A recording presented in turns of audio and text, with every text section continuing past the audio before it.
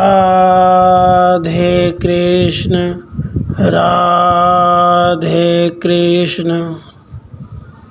पुष्पदंत का दूत बनकर शंखचूड़ के पास जाना और शंखचूड़ के द्वारा तुलसी के प्रति ज्ञानोपदेश। भगवान नारायण कहते हैं, नारद, उसके बाद ब्रह्मा दानव के संहार कार्य में शंकर को नियुक्त करके स्वयं उसी क्षण अपने स्थान पर चले गए। देवता भी अपने अपने स्थानों को चले गए। तब चंद्रभागा नदी के तट पर एक मनोहर वट वृक्ष के नीचे जाकर देवताओं का अभ्युदय करने के विचार से महादेव जी ने आसन जमा लिया। गंधर्वराज पुष्पदंत शंकर का बड़ा प्रेमी था। उन्होंने उसे दूत बनाकर तुरंत हर्षपूर्वक शंखचूड़ के पास भेजा।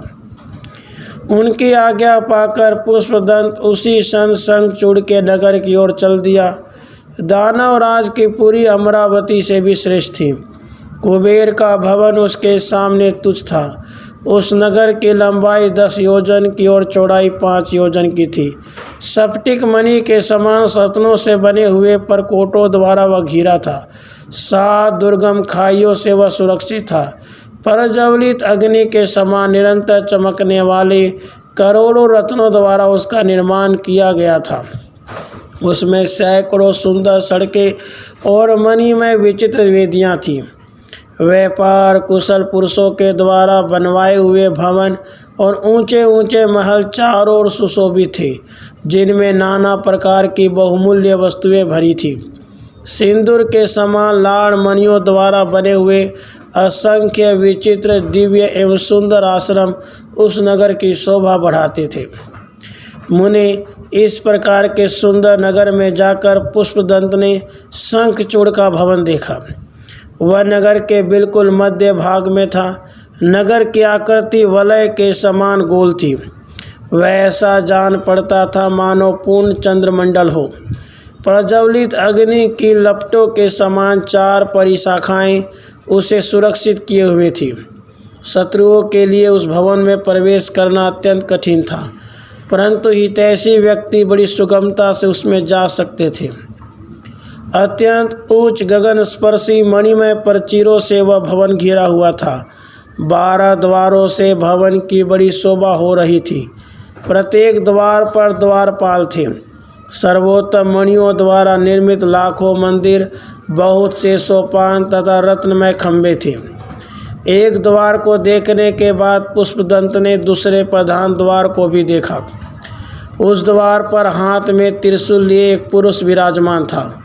उसके मुख पर हंसी छाई थी। उसकी पीली आंखें थीं। उसके शरीर का रंग तांबे के समान लाल था। भय उत्पन्न करने वाले उस द्वारपाल से आज्ञा पाकर पुष्पदंत आगे बढ़ा और दूसरे द्वार को लांघकर भीतर चला गया। यह दूत युद्ध की सूचना पहुंचाने वाला है, यह सुनकर कोई भी उसे रोकता नहीं था। इस तरह 9 द्वारों को लांघकर पुष्पदंत सबके भीतर के द्वार पर पहुंच गया। वहां द्वारपाल से अनुमति लेकर वह भीतर गया। वहां जाकर देखा परम मनोहर शंखचूड़ राजाओं के मध्य में सुवर्ण के सिंहासन पर बैठा था। उसके मस्तक पर सोने का सुंदर छत्र तना था, जिसे एक भृत्य ने ले रखा था। उस छत्र में मणियाँ जड़ी गई थी। वह विचित्र छत्र रत्नमय दंड से सुशोभित था। रत्न निर्मित कृत्रिम पुष्प उसकी शोभा को और भी प्रशस्त कर रहे थे। सफ़ेद एवं चमकीले चंवर हाथ में लेकर अनेक पार्षद शंखचूड़ की सेवा में संलग्न थे। उत्तम वेश एवं रत्नमय भूषणों से विभूषित होने के कारण वह बड़ा सुंदर जान पड़ता था। मुने, उसके गले में माला थी। शरीर पर चंदन का अनुलेपन था। वह 2 महीन उत्तम वस्त्र पहने हुआ था। वह दानव उस समय सुंदर वेश वाले असंख्य प्रसिद्ध दानवों से घिरा था और असंख्य दूसरे दानव हाथ में अस्त्र लिए इधर उधर घूम रहे थे। ऐसे वैभव संपन्न शंखचूड़ को देखकर पुष्पदंत आश्चर्य में पड़ गया। उसके बाद उसने शंकर के कथानुसार युद्ध विषयक संदेश सुनाना आरंभ किया। पुष्पदंत ने कहा, राजेंद्र प्रभो, मैं भगवान शंकर का दूत हूँ। मेरा नाम पुष्पदंत है। शंकर जी की कही हुई बातें ही मैं यहाँ आपसे कह रहा हूँ, सुनने की कृपा करें। अब आप देवताओं का राज्य तथा उनका अधिकार उन्हें लौटा दें, क्योंकि वे देवेश्वर श्री हरि के शरण में गए थे। उन प्रभु ने अपना त्रिशूल देकर आपके विनाश के लिए शंकर को भेजा है। त्रिनेत्रधारी भगवान शिव इस समय चंद्रभागा नदी के तट पर वट वृक्ष के नीचे विराजमान है। आप या तो देवताओं का राज्य लौटा दें या निश्चित रूप से युद्ध करें। मुझे यह भी बता दें कि मैं भगवान शंकर के पास जाकर उनको क्या उत्तर दूं। नारद दूत के रूप में गए हुए पुष्पदंत की बात सुनकर शंखचूड़ ठठाकर हंस पड़ा और बोला, दूत, मैं कल प्रातःकाल चलूँगा, तुम जाओ। तब पुष्पदंत तुरंत वट के नीचे विराजमान भगवान शंकर के पास लौट गया और उनसे शंखचूड़ की बात जो स्वयं उसने अपने मुख से कही थी कह सुनाई। साथ ही उसके पास जो सेना आदि युद्धोपकरण थे उनका भी परिचय दिया। इतने में योजनानुसार कार्तिकेय शंकर के समीप आ पहुँचे। वीरभद्र, नंदीश्वर, महाकाल, सुभद्र, विशालाक्ष, पिंगलाक्ष, बाणासुर, विकंपन, विरूप, विकृति, मणिभद्र, वास्कल, कपिलाक्ष, दृगदंष्ट्र, विकट, ताम्रलोचन, कालकंठ, बलिभद्र, काल जिह्वा, कुटीचर, बलोन्मत्त, रणश्लाघी, दुर्जय, दुर्गम, आठों भैरव, 11 रुद्र, 8 वसु, इंद्र आदि देवता, 12 सूर्य, अग्नि, चंद्रमा, विश्वकर्मा, दोनों अश्वनी कुमार, कुबेर, यमराज, जयंत, नलकुबर, वायु, वरुण, बुध, मंगल, धर्म, शनि, ईशान और प्रतापी कामदेव आदि भी आ गए। साथ ही उग्रद्रष्टा, उग्रचंडा, कोटरा, कैटभी तथा स्वयं 100 भुजा वाली भयंकर भगवती भद्रकाली देवी भी वहां आ गई। वे देवी अतिशय श्रेष्ठ रत्न द्वारा निर्मित विमान पर बैठी थी। उनका विग्रह लाल रंग के वस्त्र से सुशोभित था। उनके गले में लाल पुष्पों की माला थी। सभी अंग लाल चंदन से अनुलिप्त थे। नाचना, हंसना, हर्ष के उल्लास में भरकर मीठे स्वरों में गाना, भक्तों को अभय प्रदान करना तथा शत्रुओं को डराना उन अभय स्वरूपिणी भगवती भद्रकाली का सहज गुण बन गया था। उनके मुख में बड़ी विकराल लंबी जीभ लपलपा रही थी। शंख, चक्र, गदा, पद्म, ढाल, तलवार, धनुष, बाण, 1 योजन विस्तृत वर्तुलाकार गंभीर खप्पर, गगनचुंबी त्रिशूल, 1 योजन में फैली हुई शक्ति, मुदगर, मूसल, वज्र, पाश, खेटक, प्रकाशमान फलक, वैष्णवाशास्त्र, वारुणास्त्र, आग्नेयास्त्र, नागपाश, नारायणास्त्र, ब्रह्मास्त्र, गंधर्व, गरुड़, पारजन्य एवं पाशुपतास्त्र, जृंभणास्त्र, पार्वतास्त्र, माहेश्वरास्त्र, वायव्यास्त्र, सम्मोहन, दंड, शतशः अमोघ अस्त्र तथा सैकड़ों दिव्य अस्त्र को धारण करके भगवती भद्रकाली अनंत योगिनियों के साथ वहां आकर विराज गई। उनके साथ में अत्यंत भयंकर असंख्य डाकिनियों का युद्ध भी सुशोभित था। भूत, प्रेत, पिशाच, कुष्मांड, ब्रह्मराक्षस, बेताल, राक्षस, यक्ष और किन्नर भी सहयोग देने के लिए आ पहुँचे। इन सबको साथ लेकर स्वामी कार्तिकेय ने अपने पिता चंद्रशेखर शिव को प्रणाम किया और सहायता करने के विचार से उनकी आज्ञा लेकर पास बैठ गए। इधर दूत के चले जाने पर प्रतापी शंखचूड़ अंतपुर में गया और उसने अपनी पत्नी तुलसी से युद्ध संबंधी बातें बताई। सुनते ही तुलसी के होंठ और तालु सूख गए। उसका हृदय संतप्त हो उठा। फिर परम साध्वी तुलसी मधुर वाणी में कहने लगी। तुलसी ने कहा, प्राण बंधो नाथ, आप मेरे प्राणों के अधिष्ठाता देव हैं, आप विराजिए। क्षण भर मेरे जीवन की रक्षा कीजिए। मैं अपने नेत्रों से कुछ समय तक तो आदरपूर्वक आपके दर्शन कर लूं। मेरे प्राण फड़फड़ा रहे हैं। आज मैंने रात के अंतिम क्षण में एक बुरा स्वप्न देखा है। महाराज शंखचूड़ ज्ञानी पुरुष था। तुलसी की बात सुनकर उसने भोजन किया, जल पिया।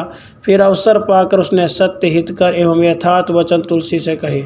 शंखचूड़ बोला, प्रिय, कर्म भोग का सारा निबंध काल के सूत्र में बंधा है। शुभ, हर्ष, सुख, दुख, भय, शोक और मंगल सभी काल के अधीन है। समयानुसार वृक्ष उगते, उन पर शाखाएं फैलती, पुष्प लगते और क्रमशः वे फल से लद जाते हैं। फिर काल ही उन फलों को पकाता भी है। बाद में काल के प्रभाव से फूल फलकर वे संपूर्ण वृक्ष नष्ट भी हो जाते हैं। सुंदरी समय पर विष उत्पन्न होता है और समय अनुसार उसकी अंतिम घड़ी आ जाती है। काल की महिमा स्वीकार करके ब्रह्मा सृष्टि करते हैं और विष्णु पालन में तत्पर रहते हैं। रुद्र का संहार कार्य भी काल के संकेत पर ही निर्भर है। सभी क्रमशः कालानुसार अपने व्यापार में नियुक्त होते हैं। ब्रह्मा, विष्णु और शिव आदि प्रधान देवताओं के भी अधीश्वर हैं परमात्मा श्री कृष्ण, जो प्रकृति से परे हैं। उन्हीं को सृष्टा, पाता और संहर्ता कहते हैं। वे सदा अपने संपूर्ण अंश से विराजमान रहते हैं।